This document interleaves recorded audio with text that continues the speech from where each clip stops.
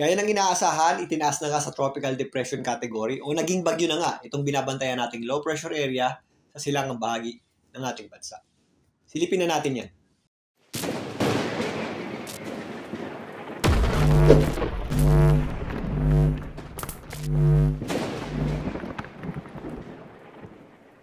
Welcome po muli sa Philippine Weather Trivia. Again, para po sa mga bago sa channel na to, ako nga pala si Alvin Pura, isang meteorologist at ang inyong weather tito. Kanina ng alas 3 ng umaga, itinaas na sa tropical depression category o ganap na nga naging bagyo itong ating binabantayang low pressure area sa silangang bahagi ng ating bansa. Ito po ay binigyan natin ng local name na Ining, ang ating pangsyam na bagyo ngayong taon at ang ating unang bagyo ngayong September. Ang bagyong Ining po ay nasa tropical depression category na may lakas na hangin na nasa 45 kilometers per hour malapit sa kanyang gitna at kung minsan may mga pagbugsong umabot sa halos 55 kilometers per hour. Ito po ay nasa higit 925 kilometers east ng extreme northern Luzon. So medyo mataas na po yan at malayo na sa ating landmass o kalupaan. Wala po tayong inaasahang landfall o pagtama nito sa lupa. Narito naman ang nilabas na official forecast track ng Pag-asa para sa bagyong Ining. Sa kasalukuyan nga, ito po ay napakalayo sa anumang bahagi ng ating landmass o kalupaan. Nandito po yan sa upper right part ng ating boundary. Ito nga po ay inaasahan natin kumilos, pahilagang silangan o northeast, papalabas ng ating boundary line patungo dyan sa southeastern portion ng Japan.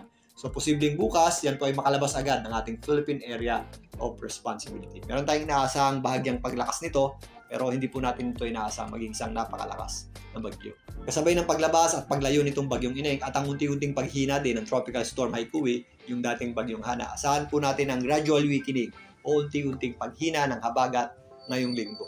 Pero sa ngayon, although humina, apektado pa rin po ng habagat ito pong malaking bahagi ng Luzon. Ito pong maulap na panahon at mga posibleng scattered o kalat-kalat na pag-ulan dito po sa may area ng Batanes, Cagayan at Isabela ay dulot ng trough o extension nitong bagyong Ining. So malayo naman po yan pero yung kanyang kurba ng hangin ang nagdadala po ng maulap na panahon sa mga nabanggit kong lugar. Samantalang magpapatuloy po ang mga pag-ulan dulot ng habagat dito po sa area ng Pangasinan, Zambales, kasama na po dyan ang area ng Bataan. Although nabawasan, posible pa rin ang mga paminsan-minsan pagulan. At kung minsan, malakas po yan kapag meron tayong thunderstorms. Dito po sa area ng Abra, Ilocos Region, Bulacan, Cavite, Pampanga, Tarlac, kasama na po dyan ang Batangas, Rizal, maging dito sa Metro Manila. Epekto pa rin po yan ng ating habagat or southwest monsoon. Although sumisilip ang araw, magiging maulap pa rin ang panahon natin sa natitirang bahagi ng Central Luzon at Northern Luzon. At posible po yung mga scattered o kalat-kalat na pagulan or thunderstorms. Maliban dito sa Occidental Mindoro, bawas na rin po yung ating mga pagulan dito sa area ng Mimaropa. Generally, fair weather naman tayo sa malaking bahagi ng Visayas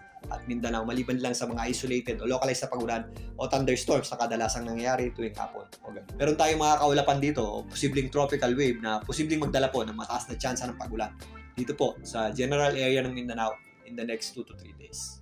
So again, nandito na po yung ating pangsyam na bagyo ngayong taon, ang bagyong Ining. Pero hindi po natin ito nakikitang maglandfall or tumama sa lupa. Wala po itong magiging direktang epekto sa anumang bahagi ng ating bansa. At sa ngayon, inaasahan po natin agad itong makalabas ng ating Philippine Area of Responsibility. Maliban dyan, ito pong humihinang bagyong Haikui o yung dating bagyong Hana, kasama nitong bagyong Ining ay bahagyang nagpapalakas ng ating habagat or southwest monsoon. Pero sa paglayo nitong bagyong Ining at unti-unti pang paghina ng dating bagyong Hana, asahan po natin ang gradual weakening ng habagat or southwest monsoon ngayong linggo. Mamaya antabayan na po muli ang ating update para dito sa bagyong Ining. Muli ito po ang inyong weather tito para sa Philippine Weather Trivia.